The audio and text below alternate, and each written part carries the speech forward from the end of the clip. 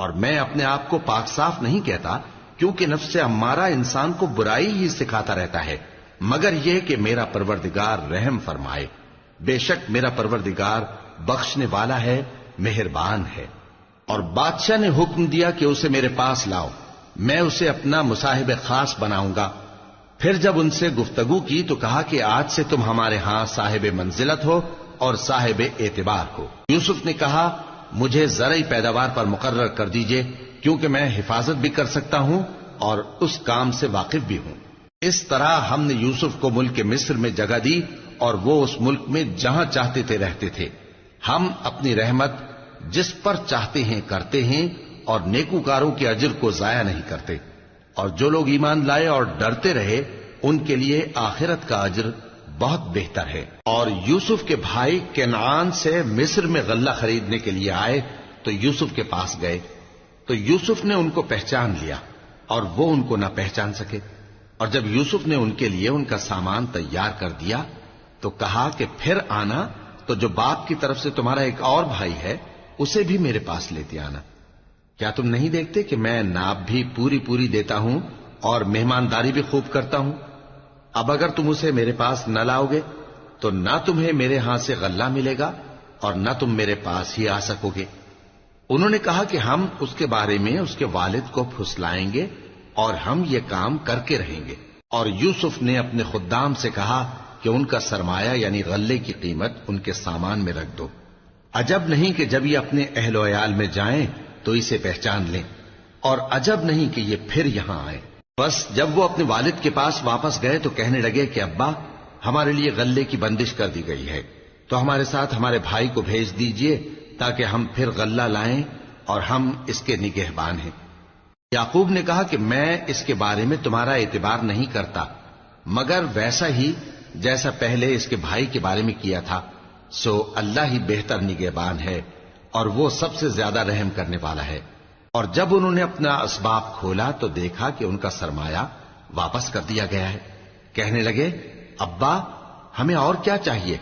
دیکھیے یہ ہماری پونجی بھی ہمیں واپس کر دی گئی ہے، اور ہم اپنے اہل و عیال کے لیے پھر غلہ لائیں گے اور اپنے بھائی کی نگہبانی کریں گے، اور ایک بار شتر زیادہ لائیں گے کہ یہ غلہ جو ہم لائے ہیں تھوڑا ہے۔ یعقوب نے کہا کہ جب تک تم اللہ کا عہد نہ دو کہ اس کو میرے پاس صحیح و سالم لے آؤ گے، میں اسے ہرگز تمہارے ساتھ نہیں بھیجنے کا، مگر یہ کہ تم گھیر لیے جاؤ یعنی بے بس ہو جاؤ تو مجبوری ہے۔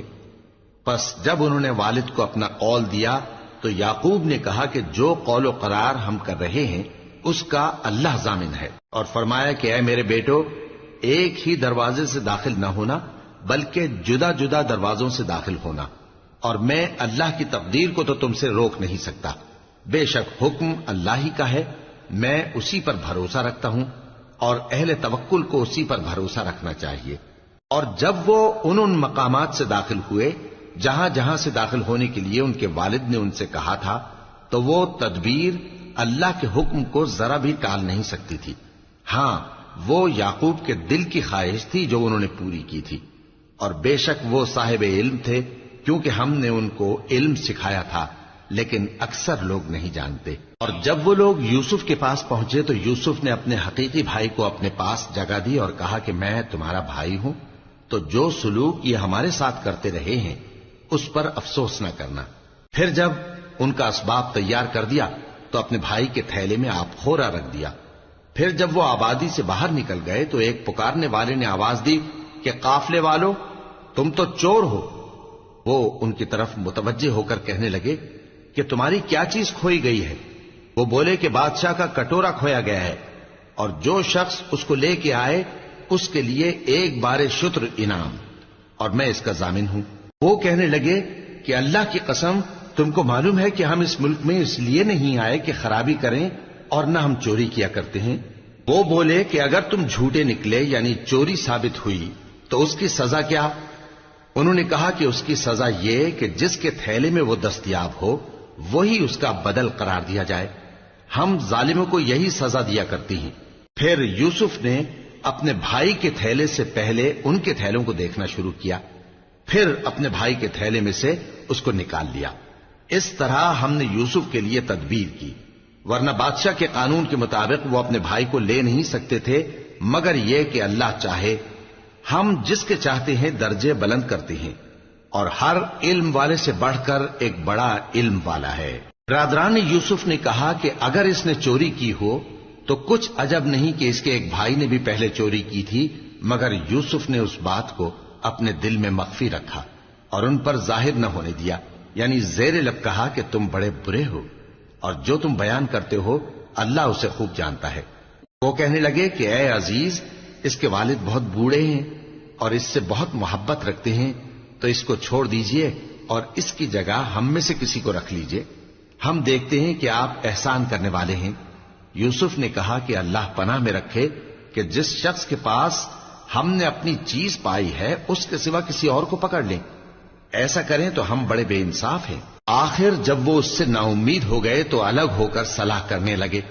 سب سے بڑے نے کہا، کیا تم نہیں جانتے کہ تمہارے والد نے تم سے اللہ کا عہد لیا ہے، اور اس سے پہلے بھی تم یوسف کے بارے میں قصور کر چکے ہو؟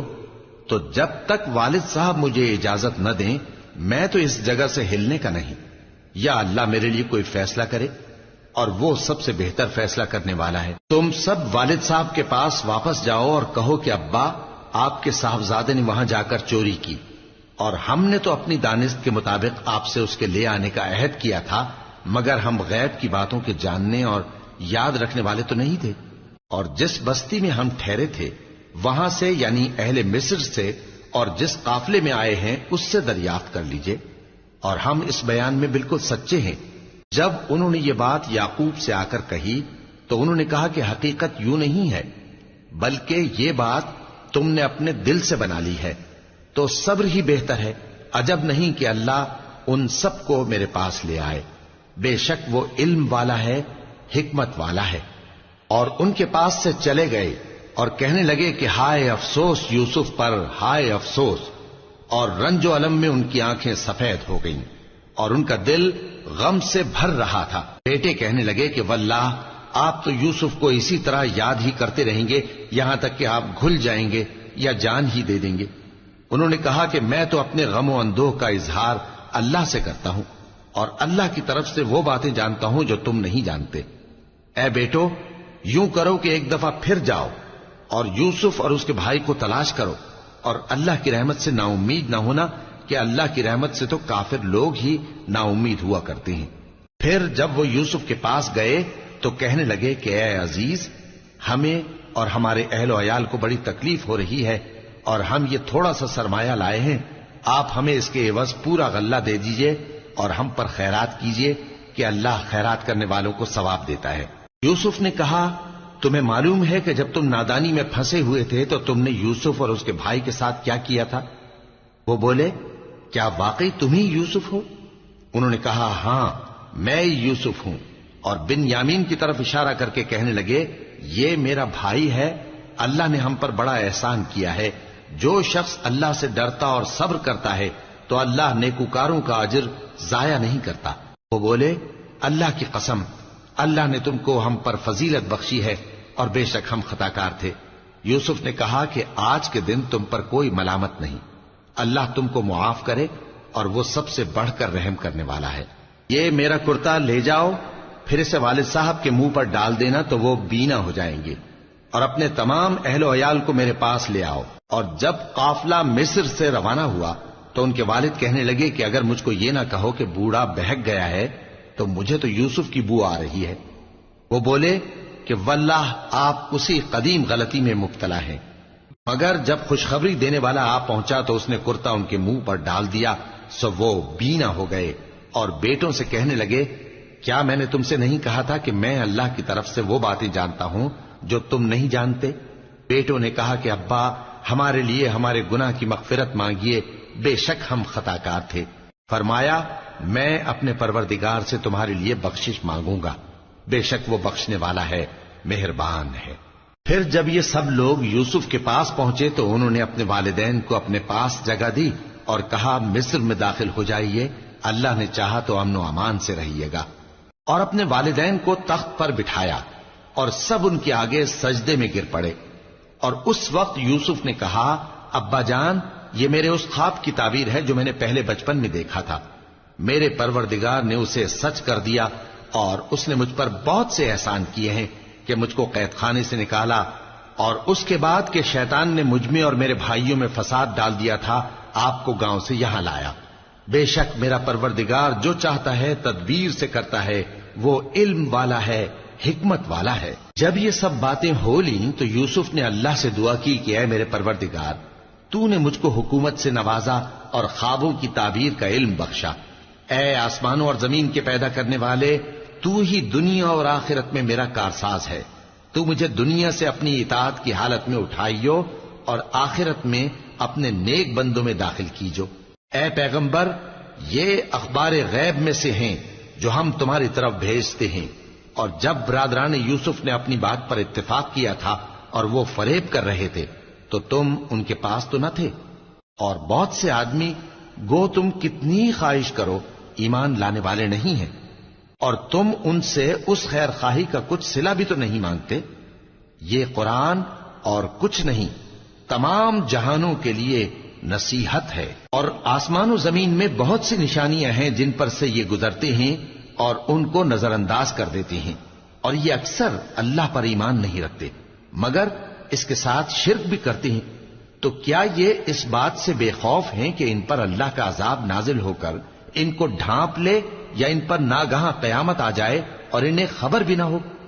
کہہ دو میرا رستہ تو یہ ہے، میں اللہ کی طرف بلاتا ہوں سمجھ بوجھ کر، میں بھی لوگوں کو اللہ کی طرف بلاتا ہوں اور میرے پیراؤ بھی، اور اللہ پاک ہے اور میں شرک کرنے والوں میں سے نہیں ہوں۔ اور ہم نے تم سے پہلے بستیوں کے رہنے والوں میں سے مرد ہی بھیجے تھے جن کی طرف ہم وہی بھیجتے تھے۔ کیا ان لوگوں نے ملک میں سیر و سیاحت نہیں کی کہ دیکھ لیتے کہ جو لوگ ان سے پہلے تھے ان کا انجام کیا ہوا؟